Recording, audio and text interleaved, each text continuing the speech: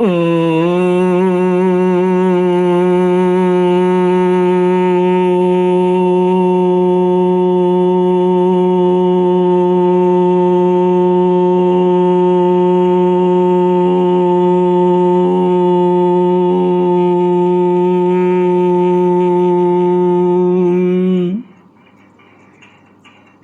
गुरुचरण कमलेभ्यो नमः।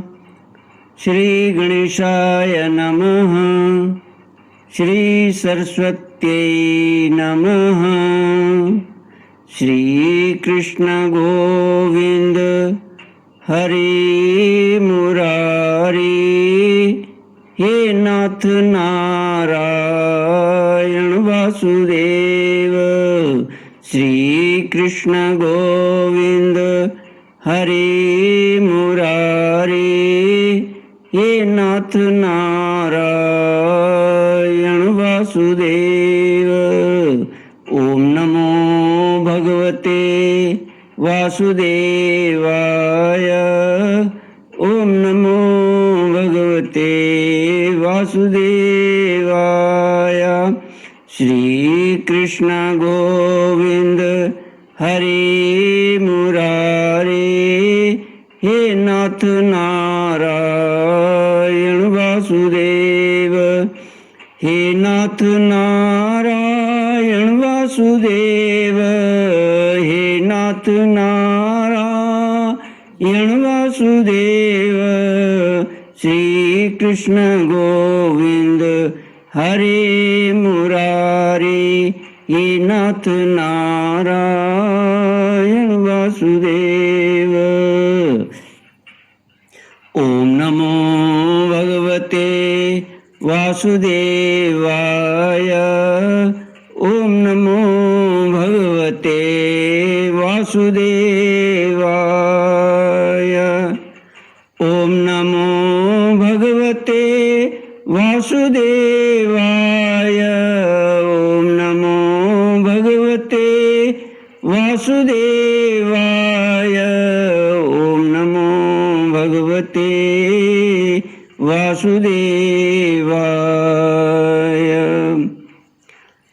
कृष्णाय वासुदेवाय हरये परमात्मने प्रणतक्लेशनाशाय गोविन्दाय नमो नमः।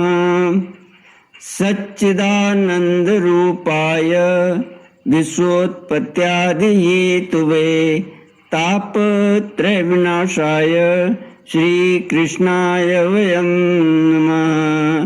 कृष्णाय वासुदेवाय गोविन्दाय नमो नमः। श्री कृष्णाय गोविन्दाय नमो नमः।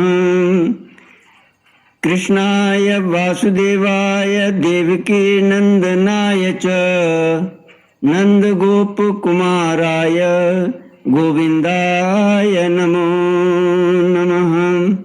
सच्चिदानन्दरूपाय विश्वोत्पत्त्यादिहेतवे तापत्रयविनाशाय श्रीकृष्णाय वयं नमः। सच्चित आनंद स्वरूप परमात्मा जो सृष्टि के उत्पत्ति पालन और श्रृंगार करता है तथा जीवों के आध्यात्मिक आदि दैविक आदि भौतिक तापों को नष्ट करने वाले हैं, अर्थात जीवों के मानसिक शारीरिक और भौतिक दुखों को दूर करने वाले हैं, उन श्री कृष्ण भगवान को हम नमस्कार करते हैं। श्री कृष्ण गोविंद हरे मुरारी। हे नाथ नारायण वासुदेव। श्रीमद् भागवत सप्तम स्कंद अथ पंचमोऽध्याय।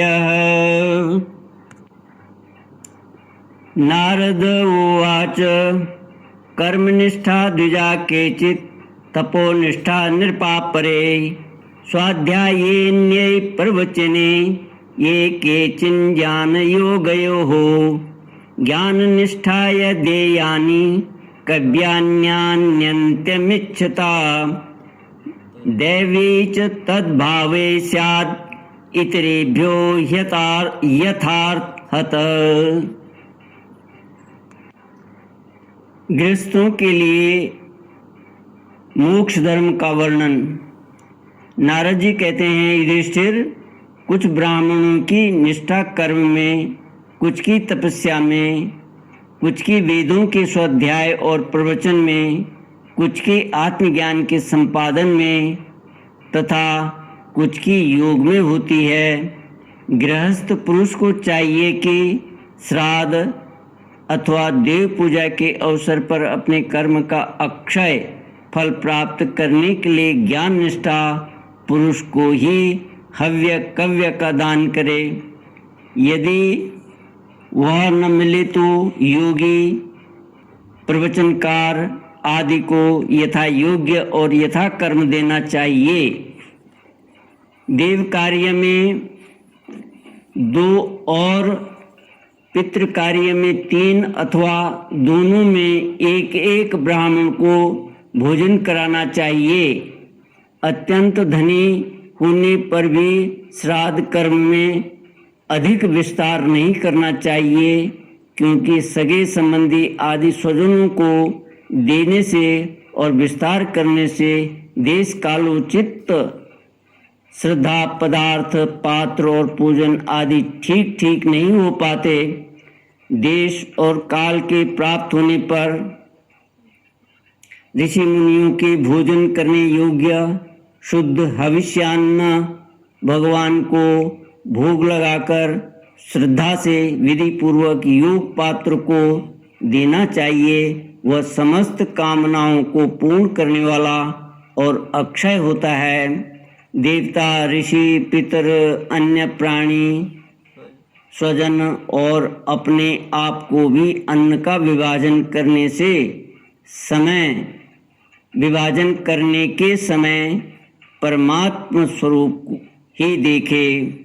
धर्म का मर्म जानने वाला पुरुष श्राद्ध में मांस का अर्पण न करे और न स्वयं ही उसे खाए, क्योंकि पितरों को ऋषि मुनियों के योग्य हविष्यान्न से जैसी प्रसन्नता होती है वैसी पशु हिंसा से नहीं होती।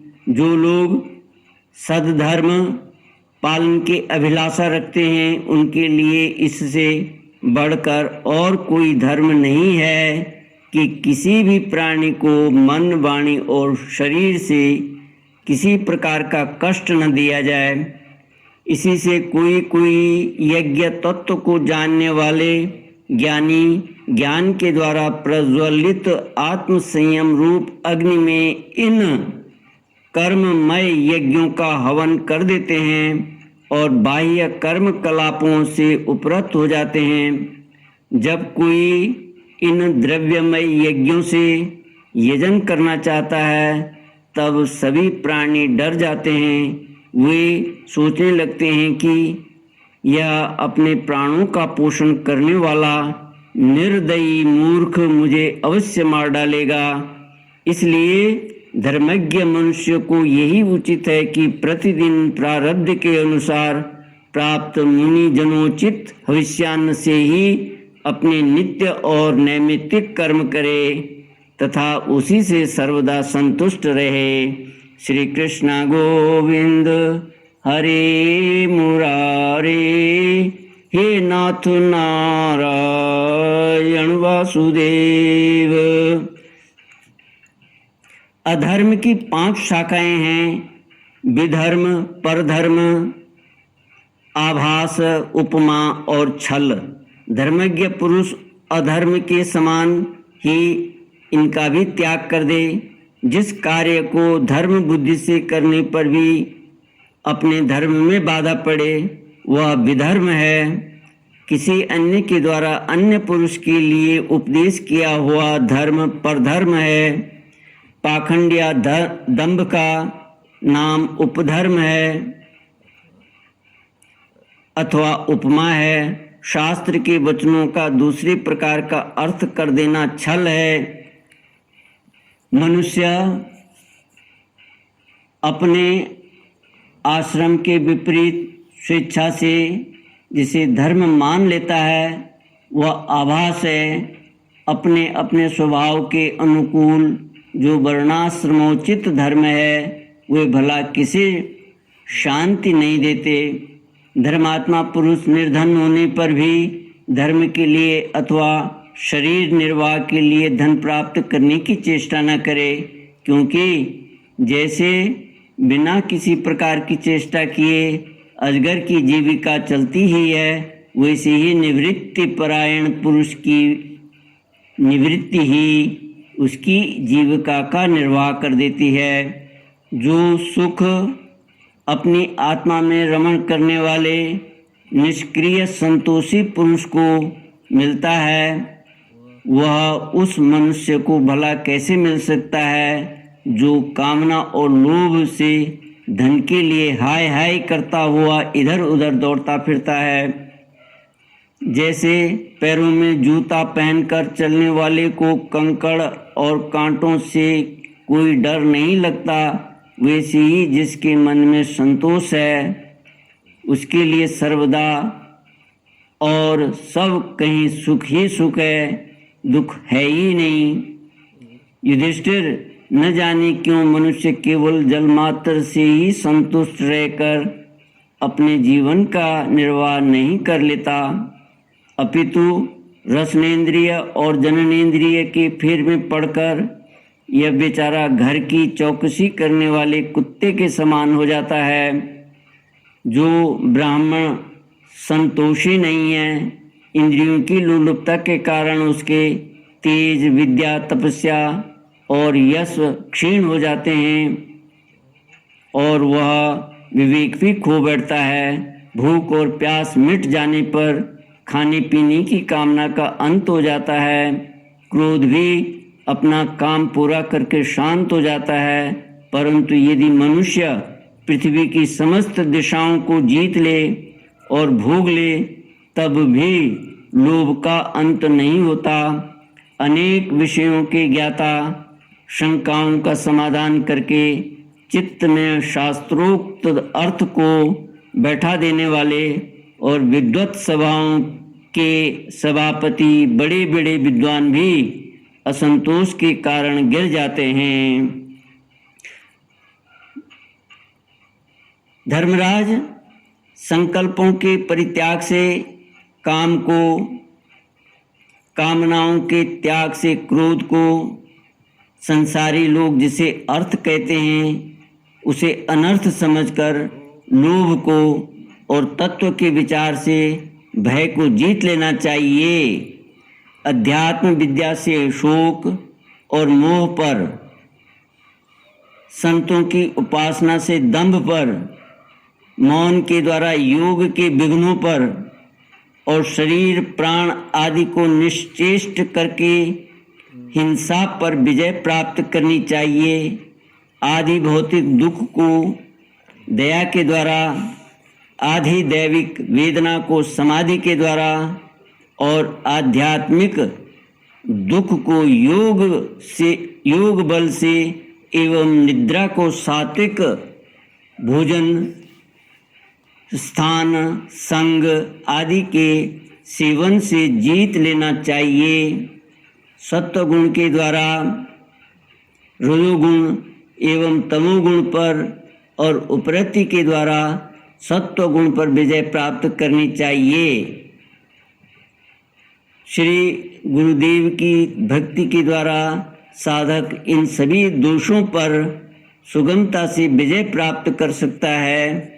हृदय में ज्ञान का दीपक जलाने वाले गुरुदेव साक्षात भगवान ही हैं।